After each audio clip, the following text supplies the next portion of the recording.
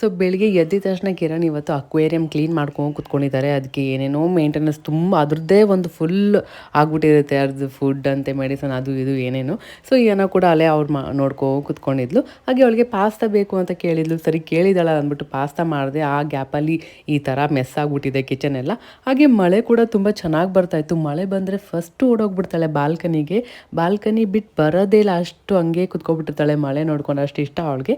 ಏನು ಇವತ್ತು ಸೈಲೆಂಟಾಗಿದ್ಲು. ಸರಿ ಸೈಲೆಂಟಾಗಿದ್ಲು ಅಂದ್ಬಿಟ್ಟು ಎರಡು ಜುಟ್ಟು ಹಾಕೋಣ ಅಂತ ಹಾಕ್ತಾಯಿದ್ದೀನಿ. ಆಮೇಲೆ ಎಲ್ಲ ತೊಗೊಂಡು ಹಾಕ್ಕೊಂಡು ಕುತ್ಕೊಂಡ್ಬಿಡಿದ್ಲು, ಬಳೆ ಅದು ಇದು ಎಲ್ಲ.